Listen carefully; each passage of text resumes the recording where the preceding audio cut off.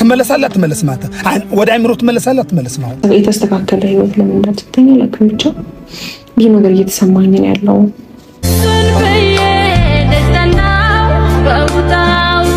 ጋይስ ሁላችሁም የማትጠብቁት ነገር ተፈጥሯል ማለት ነው። አብርሃምና ሩታ በድጋሚ ማለት ነው በባለፈው ፍቻቸውን እንደፈጸሙ ሁላችሁም ታውቃላችሁ።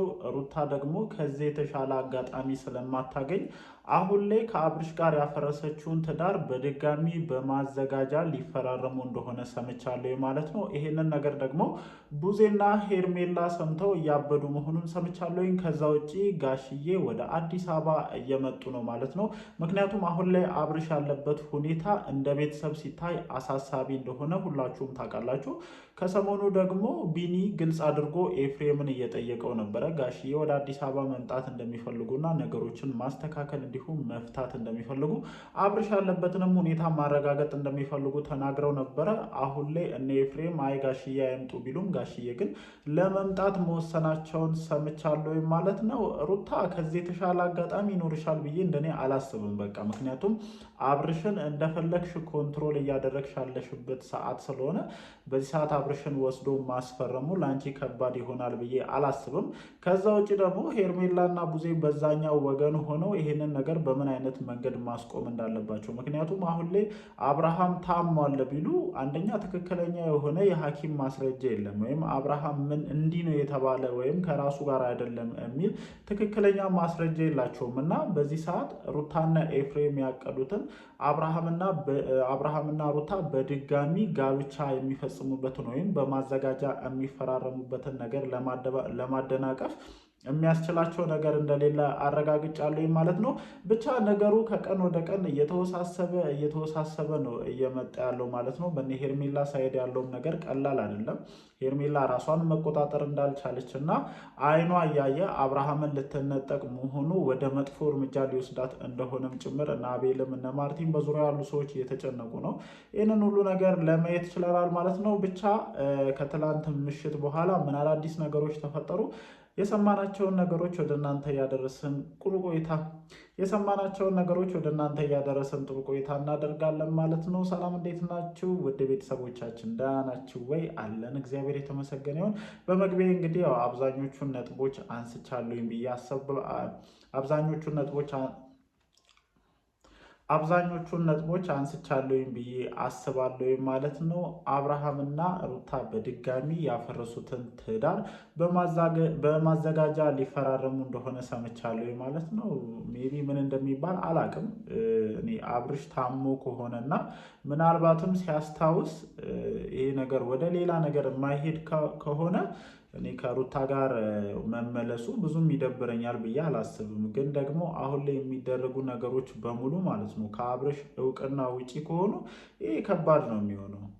እንዲሆኑ ይቀጥላል ብዬ አላስብም እንደኔ እና ኋላ ላይ ሌላ ግጭቶችን ይዞ የሚመጣ ነገር ነው የሚመስለኝ እና በጣም ጥንቃቄ ይፈልጋል ብዬ አስባለሁ። ምክንያቱም ሁላችንም የአብርሽ መታመምን እንዳናምን ያደረጉን በጣም ብዙ ነገሮች አሉ። ለምሳሌ እኔ የታመመ ሰው መኪና አስነስቶ እየነዳ እንደፈለገ ቀለበት አስወልቆ እየወሰደ እንትን ይላል ብዬ አላስብም። በቃ ከዚህ ነገር ጀርባ የአብርሽ የራሱ እጅ እንዳለበት ነው ውስጤ የተሰማኝ ያለው እና ምናልባትም ይህንን ፊርማ ወይም ከሩታ ጋር ያፈረሱትን ትዳር እንዲቀጥል የእሱ ፍላጎት ሊሆን ይችላል። ብዙዎቻችን እየጠረጠርንም ያለ ነው ከሄርሜላ ጋር ያለው ግንኙነት እንዲያበቃና ሄርሜላ በቀላሉ ስለማትለቀው እነ ቡዜም ወደ ሩታ እንዲመለስ ስለማይፈልጉ በእንደዚህ አይነት መንገድ ነገሮችን ቀስ በቀስ ሂደት በሂደት እያስተካከለ ነው ብዬ ነው እንደኔ የማስበው ማለት ነው። እያንዳንዱን ነገር ስታዩ ቀለበት ከማስወለቅ ጀምሮ ቀለበቱ ከወለቀ በኋላ ደግሞ በድጋሚ ጭራሽ ማዘጋጃ ድረስ ሄደው እነ ቡዜም እነ ዴቭም ብዙዎችም ከሩታ ጋር ተፋተዋል ወይም ፍቺ ፈጽመዋል እያሉ ነው እንደ ምክንያት ብዙ ነገሮችን ለማድረግ የሚጠቀሙትና ያንን ነገር ውድቅ ለማድረግም ይመስለኛል ድጋሚ በማዘጋጃ እየተፈራረሙ ያሉት። ከዛም አልፎ ደግሞ ማለት ነው አብርሃም ቡታጅራ ላይ ሰርግ ከሩታ ጋር ማድረግ እንደሚፈልግም ጭምር ሰምቻለሁኝ እና ይሄ ነገር እነ ሄርሜላን ምን ያክል ሊያበሽቃቸው እንደሚችል ምን ያክል ሊያበሳጫቸው እንደሚችል ቀላል ይሆናል ብዬ አላስብም። አሁንም ሄርሜላ ያለችበት ሁኔታ ጥሩ ነው ብዬ እንደኔ አላስብም። የምሬን ነው የምላችሁ። ከዛ ውጭ ደግሞ ያው ሁላችሁም እንደምታውቁት ጋሽዬ ወደ አዲስ አበባ መምጣት እንደሚፈልጉ በተደጋጋሚ እየነገሩ ነበረ።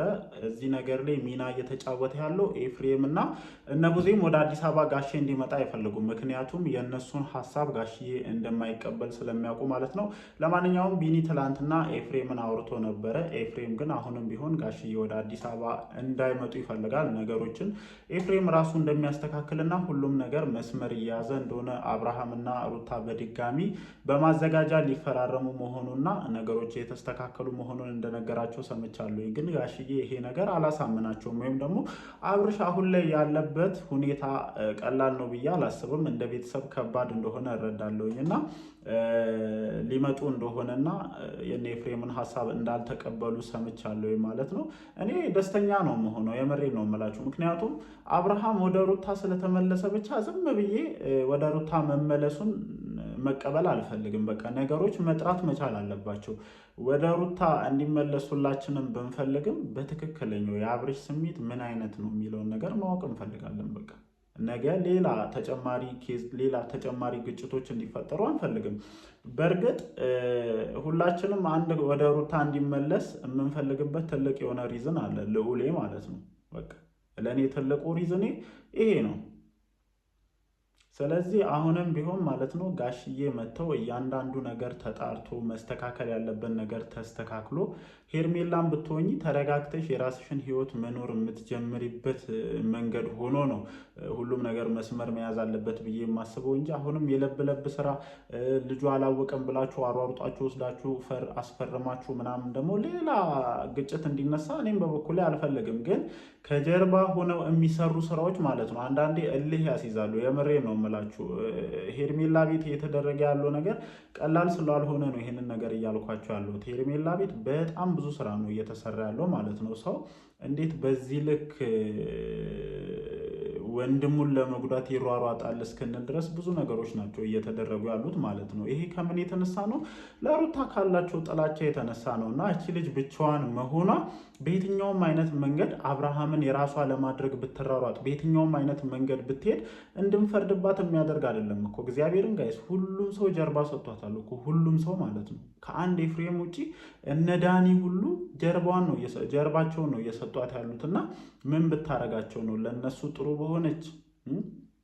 እንደ ቤታችሁ አልነበር እንደ ሩታ ቤት እንደፈለጋችሁ ስትሆኑ የነበራችሁት ሁላችሁም ዛሬ ላይ ለሩታ ጀርባችሁን የሰጣችሁ ሰዎች በሙሉ ማለት ነው። አሁንም እቺ ልጅ ብቻዋን ስለቀረች ታሳዝነኛለች። ስለዚህ ተጋፍጣ የልጇን አባት ትዳሯን ለመመለስ የምታደርገውን ጥረት እኔ ልኮንነው አልፈልግም። በቃ ትክክል ሆነ አልሆነ እሱ መጣራት ባለበት መንገድ ቢጣራ ደስ ይለኛል። ግን በግፍ ባሏን እንድትነጠቅ አሁንም ቢሆን አልፈልግም። እንደ ሴት ልጅ ስህተት ልትሰራ ትችላለች። ብዙ ስህተቶችንም ሰርታለች። ብዙ ነገሮችንም አድርጋ ሊሆን ይችላል። ግን ሁሉም ነገር ልጇን ያለ አባት ላለማስቀረት ነው። በቃ የልጁ አባት ሌላ ቦታ እንዳይሄድ ካላት ጥልቅ ፍላጎት የተነሳ ነው። ከዚህ አንጻር ሁላችሁም ብታዩ ደስ ይለኛል። እንዳልኳችሁ እንግዲህ ማዘጋጃ ቤት ለመፈራረም ቀጠሮ እንዳስያዙ ሰምቻለሁኝ። ይህንን ነገር ደግሞ ለማደናቀፍ ቡዜም ሄርሜላም በእነሱ ወገን ያሉት እነ ዳኒም በጣም እየተሯሯጡ እንደሆነ ሰምቻለሁኝ። ይሄ ፊርማ ተፈረመ ማለት የእነዚህ ሰዎች ሀሳብ በብዛት ውድቅ ይሆንባቸዋል ወይም ይከሽፍባቸዋል። መረጃም ያደርሳቸው ሰው አለ። በነገራችን ላይ እንትና ደብቀው ነበር፣ እነ ሩታ ይሄንን ጉዳይ ደብቀው ነበር ማድረግ የፈለጉት፣ ሊሳካላቸው አልቻለም። ብቻ ግን አሁን ጋሽም ወደ አዲስ አበባ እየመጡ ስለሆኑ ብዙ ነገሮች መስመር ይዛሉ፣ ብዙ ነገሮች ይስተካከላሉ ብዬ አስባለሁ ማለት ነው። ብቻ የሚሆነውን አብረን እያየን እንደተለመደው ሀሳባችንን እየሰጠን እንቀጥልበታለን ማለት ነው። ጋይስ እንግዲህ ወዳችኋለሁ። ምሽት ላይ ቪዲዮዎች ሲለቀቁ ደግሞ እንደተለመደው መተን ሀሳባችንን እንሰጣለን። ይመቻችሁ።